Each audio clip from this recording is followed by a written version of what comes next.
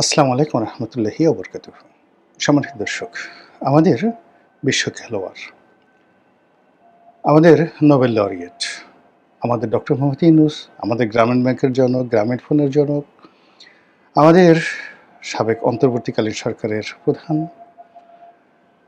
বিশ্ব বরেণ্য মহামানব জনাব ডক্টর মোহাম্মদ ইউনূসকে নিয়ে আবার শুরু হয়েছে ভানুমতির খেল। ভানুমতির খেলটা কি? ভানুমতির খেল বলতে আমরা কি বুঝি, আর ভানুমতি কে ছিলেন? এই বিষয়গুলো নিয়ে আলোচনা করব।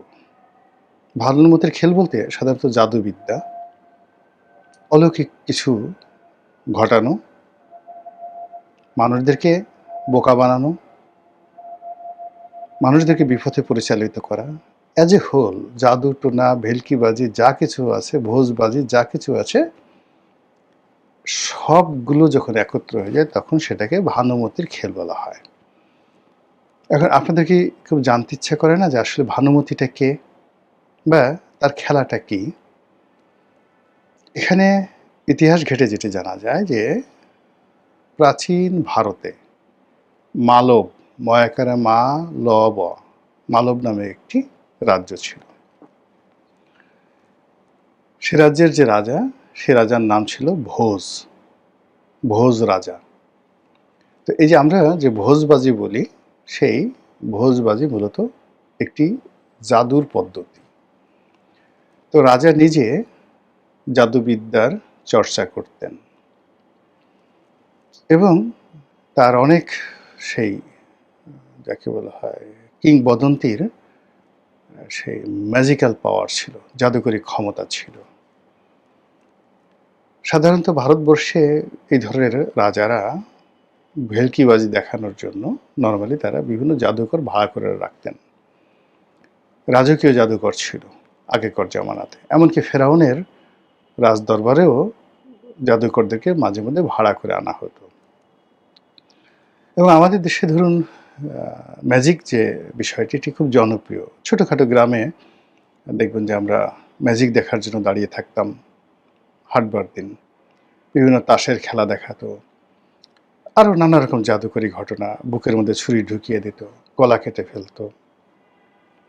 তো এই যে জাদুকরী যে শব্দগুলো, এটার প্রাথমিক শব্দটা হলো ভোজবাজি। আর এই ভোজবাজিটা এসছে ভোজ রাজা থেকে, যিনি প্রাচীন ভারতের মালব দেশের রাজা ছিলেন। তো সেই রাজার যে কন্যা, তার নাম হলো ভানুমতি। ভানুমতি তার বাবার যে জাদুকরী বিদ্যা, এটা তিনি রপ্ত করেছিলেন এবং তিনি প্র্যাকটিস করতে করতে করতে করতে মানে এত বড় জাদুকর হয়ে গেলেন যে সমসাময়িক দুনিয়াতে তার মতো ওইরকম কিংবদন্তির কোনো জাদুকর পুরুষ বা মহিলা তৈরি হয়নি। এই জন্য আমাদের দেশে যখনই কোনো আশ্চর্য কোনো ঘটনা ঘটানো হয় বা আশ্চর্য কোনো ঘটনা আমরা দেখি, সেটা নারী হোক পুরুষ হোক, যেটা আমাদের মেলে না, অঙ্কে মেলে না, এটাকে আমাদের অলৌকিক মনে হয় না। অলৌকিক বলতে যেটা বোঝায় যে আল্লাহর পক্ষ থেকে একটা ঘটনা আসে, যেটা আমরা তৃপ্তি পাই, শান্তি পাই, আনন্দ পাই। যেমন আকাশ থেকে মেঘমালা বর্ষিত হয়, অলৌকিক ঘটনা। তারপর এক বছর খুব ভালো ফসল হয়, আমরা খুব আনন্দ পাই অলৌকিক ঘটনাতে। কিন্তু অলৌকিক ঘটনার পাশাপাশি আবার আল্লাহর পক্ষ থেকে গজব নাজিল হয়, যেমন বজ্রপাত হয়, ঝড় হয়, বন্যা হয়, যেগুলো মানুষের ক্ষয়ক্ষতি হয়, যেগুলো আপনাকে কখনো মনে হবে না ভেলকিবাজি, কিন্তু আল্লাহর পক্ষ থেকে আসছে না, আসমানের পক্ষ থেকে আসছে না, কিন্তু ঘটনা ঘটে যাচ্ছে, কিন্তু আমরা হিসাবও মেলাতে পারছি না। এগুলোকে আমরা সাধারণত বলি ম্যাজিক বা জাদুকরী বিষয়, এবং এটা যখনই খুবই মারাত্মক আকার ধারণ করে আমরা সেটিকে বলি ভানুমতির খেল। আমাদের বাংলাদেশে বিখ্যাত জাদুকর জুয়েল আচা আছেন, আপনারা সবাই তাকে চিনেন। ভারতে পিসি সরকার সিনিয়র, আমরা ছোটোকালে তার জাদুর কথা শুনেছি, তার জাদুর যে বই সেটা আমরা কম বেশি সবাই পড়েছি। তার ছেলে পিসি সরকার জুনিয়র, তারও কিংবদন্তির জাদুর কাহিনী আমরা জানি। ইউরোপে অনেক বিখ্যাত বিখ্যাত জাদুকর আছে। এই মুহূর্তে সারা দুনিয়ার ১ নম্বর জাদুকর হলেন ডেভিড কপারফিল্ড। David Copperfield. আপনারা যারা দেখেছেন তারা বুঝতে পারবেন যে মানে জাদুকর কাকে বলে। ডেভিড কপারফিল্ডের জাদু না দেখলে আপনি বুঝতেই পারবেন না যে জাদু কাকে বলে। কিন্তু এই যে জুয়েল আইস, ডেভিড কপারফিল্ড কিংবা পিসি সরকার, তারা কেউই ভানুমতির মতো এরকম কিংবদন্তি হতে পারেনি, বা হাজার হাজার বছর ধরে ভানুমতি ছাড়া অন্য কোনো জাদুকর বা জাদুকরের নাম পৃথিবীতে অমরত্ব লাভ করতে পারেনি। তো এই যে ভানুমতির যে খেল, যে খেলটি আমরা ম্যাজিক হিসেবে ধরবো, বা এটা যেটা ট্রিক্স, মনুষ্য সৃষ্ট একটা ট্রিক্স, এটি আমরা বুঝতে পারছি না। বুঝতে না পারার কারণেই যখন আমাদের এই সমাজে কোনো ঘটনা ঘটে, সেটাকে আমরা ভানুমতির খেল বলি। যেমন ধরুন, ডক্টর মোহাম্মদ ইউনূস কীভাবে হঠাৎ করে প্রধান উপদেষ্টা হয়ে গেলেন, এটা ভানুমতির খেল ছিল। আমরা এখনো পর্যন্ত বিশ্বাসও করতে পারছি না, বলতেও পারছি না, ব্যাখ্যাও করতে পারছি না। তারা মানে নাহিদ সার্জিস, তারপরে হাসনাত আবদুল্লাহ, তারপর সেনাপ্রধান, মানে ক্যান্টনমেন্টে বৈঠকে বসে, বা কি এক বিশ্ববিদ্যালয়ের অধ্যাপক তার বাসায় বসে, কিংবা বিভিন্ন লোক পরামর্শ করে কীভাবে যে ডক্টর ইউনূসকে তারা মনোনয়ন দিলেন, কিভাবে তিনি এলেন, কিভাবে তিনি ক্ষমতায় বসলেন, মানে এটা আমাদের কাছে মনে হচ্ছে এ যুগের একটা ভানুমতির খেল। আমরা এটা বুঝতে পারছি না। এরপর আবার কি করে সেই সরকার শপথ নিল, কি করে সেই উপদেষ্টা মণ্ডলীরা সেখানে অন্তর্ভুক্ত হলেন, কার কি যোগ্যতা বলে সেখানে উপদেষ্টা হলেন, তারপর আবার ডক্টর মোহাম্মদ ইউনূসের উপদেষ্টা হলেন, ব্যক্তিগত সহকারী হলেন। এই জিনিসগুলো আমাদের কাছে একটা ভানুমতির খেলের মতো মনে হলো। তো খেলতে খেলতে উনি এতটা পরিপক্কতা অর্জন করে ফেলেছিলেন যে দেশ রসাতলে যাচ্ছিল, আইনশৃঙ্খলা রসাতলে যাচ্ছিল, একটার পর একটা বিপর্যয় ঘটে যাচ্ছিল।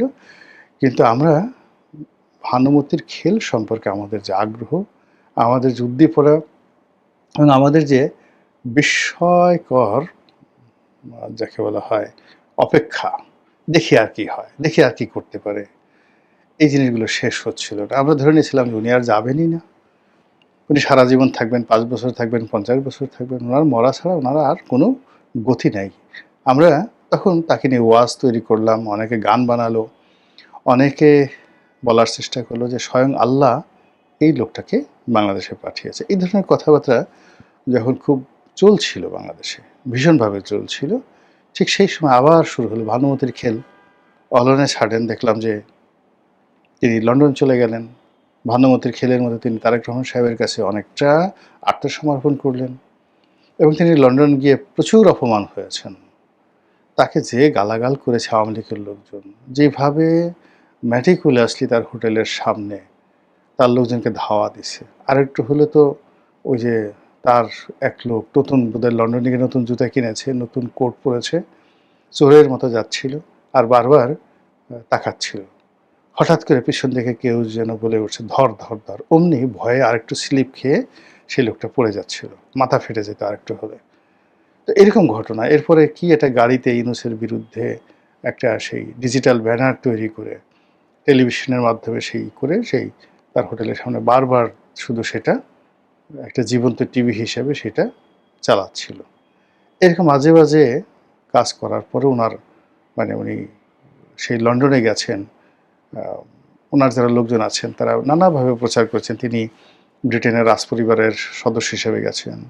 ব্রিটেনের প্রধানমন্ত্রী কিয়ার স্টারমার তৎকালীন তার সাথে দেখা করবেন, মানে এইরকম যে নোবেল পুরস্কারের চেয়ে বড় একটা পুরস্কার তিনি পেয়ে যাচ্ছেন। এগুলো দেখে থেকে পরে দেখা গেল যে আসলে তিনি মূলত তারেক রহমান সাহেবের সঙ্গে দেখা করতে গেছেন, এবং তিনি যে রুমে ছিলেন প্রতিদিন নাকি সেই রুমের ভাড়া ছিল 40 লাখ টাকা। কল্পনা করা যায় 40 লাখ টাকার একটা রুম, সেই রুমে থেকে তিনি তারেক রহমান সাহেবের সঙ্গে দেখা করলেন। সেখানে খলিলুর রহমানের সাহেবের সাথে তারেক রহমান সাহেবের সঙ্গে ডক্টর মোহাম্মদ ইউনূসের সঙ্গে যে কী হলো আমরা এখনও জানি না। এই জন্য মনে হচ্ছে এটা একটা ভানুমতির খেল। এরপরে সেই খেলের পরবর্তী যে পর্ব, নির্বাচন হলো, বিএনপি ক্ষমতায় এলো, রাতারাতি একটা বিরাট ঢাউস টাইপের উপদেষ্টা মণ্ডলী হলো, ঢাউস টাইপের ক্যাবিনেট গঠিত হলো, তারপরে বিরোধী দল হলো, বিরোধী দলের নেতার বাসায় প্রধানমন্ত্রী গেলেন, এক্সপেক্টেড প্রধানমন্ত্রী, তখনও হননি তিনি।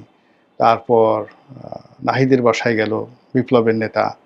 সব কিছু আপনি যদি মিলানোর চেষ্টা করেন, কোনো ডট না, এগুলো সবই ভানুমতির খেলের মতো এখন মনে হচ্ছে। এরপরে আবার শুরু হলো বঙ্গভবনকে নিয়ে ভানুমতির খেল। মনে হলো যে চুপ্পু সাহেবের প্রতি বিএনপির প্রেম একেবারে আকাশ স্পর্শ করেছে। রাতারাতি চুপ্পু সাহেব বাংলাদেশে হিরো হয়ে গেলেন। সব মানুষ আমরা চুপ্পুর প্রেমে পড়ে গেলাম। চুপ্পুর কোনো অপরাধ থাকতে পারে, কোনো চাঁদের কলঙ্ক থাকতে পারে, কিন্তু শাহাবুদ্দিন চুপ্পুর কোনো কলঙ্ক থাকতে পারে না। এর কারণ হলো মাননীয় প্রধানমন্ত্রী জনাব তারেক রহমান সাহেব, আলহাজ তারেক রহমান সাহেব, তিনি চুপ্পু সাহেবকে নিয়ে ঈদের মাঠে গেছেন, তার সঙ্গে কুলাকুলি করেছেন, পাশাপাশি চেয়ারে বসেছেন। রাষ্ট্রপতি হিসেবে তাকে পাবনা যাওয়ার সুযোগ দিয়েছেন, গ্রামের বাড়িতে, বিদেশে লন্ডনে যাওয়ার সুযোগ দিয়েছেন, চিকিৎসা করার সুযোগ দিয়েছেন। এরপর আমরা ধরে নিলাম যে এই চুপ্পু সাহেব আজীবন ক্ষমতায় থাকবে। এরপরে পালনে ছাড়েন, শুরু হলো ভানুমতির খেল। আমরা শুনতে পেলাম চুপ্পু সাহেব লন্ডনে গিয়ে শেখ হাসিনার সাথে কথা বলেছেন। চুপ্পু সাহেব বললেন যে আরে এটা পাগলে বিশ্বাস করে নাকি, আমি তো বাংলাদেশে বসে তার সাথে কথা বলতে পারি, আমার লন্ডনে গিয়ে তার সাথে কথা বলতে হবে কেন? পরবর্তীতে আবার সরকারের পক্ষ থেকে বলা হলো যে চুপ্পু সাহেব যে শেখ হাসিনার সাথে কথা বলছে এই ধরনের কোনো তথ্য প্রমাণ সরকারের কাছে নেই। কিন্তু মধ্য থেকে যেটা হলো, চুপ্পু সাহেবের চাকরিটা চলে গেল, তিনি বাসায় চলে গেলেন, এখন চুপচাপ আছেন, একেবারে চুপচাপ আছেন।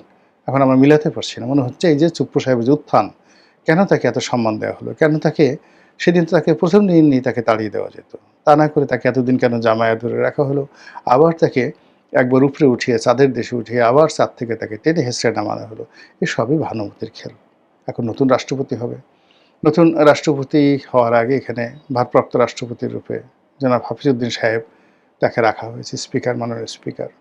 এখন তাকে নিয়োগ দেওয়া হবে না গয়েশ্বর বাবুকে নিয়োগ দেওয়া হবে, নাকি মির্জা ফখরুল ইসলাম আলমগীর, ডক্টর মঈন খান, নজরুল ইসলাম খান, এরকম বিএনপির সিনিয়র যারা নেতৃবৃন্দ সহ তারেক রহমান সাহেবের যে স্ত্রী জুবাইদুর রহমান, এগুলো নিয়ে আলাপ আলোচনা চলছে।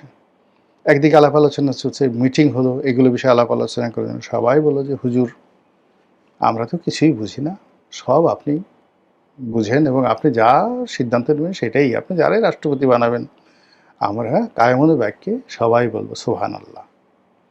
এই রাষ্ট্রপতি নির্বাচনের ক্ষমতা প্রধানমন্ত্রীকে দিয়ে দেওয়া হলো। যা অতীতে শেখ হাসিনার ক্ষেত্রে করা হয়েছে, যা অতীতে বেগম জিয়ার ক্ষেত্রে করা হয়েছে, তারেক জিয়াও তা সেই একই ঘটনা। এখানে অবশ্য ভানুমতির খেল হয়নি, এখানে সব কিছু হচ্ছে।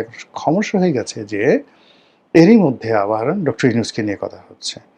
আবার সেই শেখ হাসিনার জমানাতে যেভাবে আমরা ডক্টর মোহাম্মদ ইউনূসকে নিয়ে একটা ন্যারেটিভ তৈরি করতাম, উনি খুব ভালো মানুষ, তার বিশাল আন্তর্জাতিক কানেকশন আছে, তার কথায় ইউরোপ আমেরিকা ঘুরে এবং সে যদি রাষ্ট্রীয় ক্ষমতায় আসে বস্তা ভরে ভরে টাকা বাংলাদেশে আসবে, এবং তিনি নিজেও ক্ষমতায় এসে প্রথম ওই ধরনের কথাবার্তা বলেছেন যে এখন আমরা কোনো দেশে যাব না, সবাই আমাদের কাছে আসবে, আমরা চাকরি চাইবো না, চাকরি আমরা দেবো, আমরা ব্যবসার সৃষ্টি করব, এবং মানে 3-0 থিওরি তিনি বাংলাদেশে অক্ষরে অক্ষরে পালন করে ছাড়বেন। কিন্তু পরবর্তী দেখা গেল যে 3টে ঘোড়ার ডিম তিনি প্রসব করেছেন। আমরা আসলে তার জমানাতে এভাবে কোনো কিছু খুঁজে পাইনি। পুরো তার যে জমানাটা, এটাকে আমাদের কাছে মনে হয়েছে একটা ভানুমতির খেল। তো সেই ভানুমতির খেল শেষ হলো, এরপর আরও অনেকগুলো ভানুমতির খেল চললো, চলার পরে এখনও চলছে। আবার এরই মধ্যে ডক্টর ইউনূসকে নিয়ে সেই যে আওয়ামী লীগ জমানার ভানুমতি খেল সেটা শুরু হয়েছে। অর্থাৎ যে সমস্ত ইউনূস প্রেমী লোকজন আওয়ামী লীগ জমানাতে তার পক্ষে খুব কথাবার্তা বলতেন, আজ হোয়াইট হাউস থেকেই মাত্র টেলিফোন এলো, আজ এই যে বাদশাহ সালমান কিছুক্ষণ আগে তার সাথে কথা বললো, নরেন্দ্র মোদী ওরে বাবা রে বাবা, সে বিশাল সেই পুরস্কার পাঠিয়েছেন আমাদের স্যারের জন্য। তারপর তার অমুকে তার বন্ধু, অমুকে তার বান্ধবী, হিলারি ক্লিন্টন তার বান্ধবী, তার কথা মতো এটা হয়, এটা হয়, এই নানা রকম ভানুমতির খেল তৈরি করে ডক্টর মোহাম্মদ ইউনূসকে আমরা একেবারে আকাশের ধ্রুবতারা যেভাবে বাড়িয়ে ফেলেছিলাম, সেই যাকে বলে উনি যেদিন নোবেল পুরস্কার পেলেন সেই দিন থেকে একেবারে শেখ হাসিনার পতনের দিন পর্যন্ত তাকে যারা স্পর্শ করার চেষ্টা করছে, টোকা দেওয়ার চেষ্টা করছে, টিপে দেওয়ার চেষ্টা করছে, আমরা সবাই হই হই রই রই করে তাদের বিরুদ্ধে লেগেছি। ঠিক সেই রকম একটা প্রক্রিয়া আবার এই যে চুপ্পু সাহেবের চলে যাওয়ার পরে শুরু হয়েছে। এখন সবাই মানে তার যারা লোকজন, সবাই বলতে তার যারা লোকজন, সবাই বলার চেষ্টা করছেন যে ডক্টর ইউনূসকেই রাষ্ট্রপতি বানানো উচিত, তাকে ক্ষমতায় বসানো উচিত। তাকে ক্ষমতায় বসালে এখন তারেক রহমান সাহেবের হাত শক্তিশালী হবে। তারেক রহমান সাহেবের যে বিপত্তি আছে, আমেরিকার সাথে সম্পর্ক খারাপ আছে, ইউরোপের সাথে খারাপ আছে, সব ভানুমতির খেলের কবলে পড়ে সব শেষ হয়ে যাবে, সব নিষ্পত্তি হয়ে যাবে। তারেক রহমান সাহেব একেবারে আগামী 50 বছর তিনি ক্ষমতায় থাকতে পারবেন। এইরকম যে ন্যারেটিভগুলো তৈরি হয়েছে ডক্টর মোহাম্মদ ইউনূসকে নিয়ে, সেই ন্যারেটিভ কোন পর্যায়ে গিয়ে ঠেকে, সেই ন্যারেটিভের মধ্যে কারা পা দেয়, আর সেই ন্যারেটিভের ফলে বাংলাদেশ আকাশের আবার কোন ধ্রুবতারা হয়ে যায়, সেটা এখন দেখার বিষয়। মহান আল্লাহ আমাদের সবাইকে হেদায়েত দান করুন, হেফাজত করুন। আসসালামু আলাইকুম ওয়া রাহমাতুল্লাহি ওয়া বারাকাতুহু।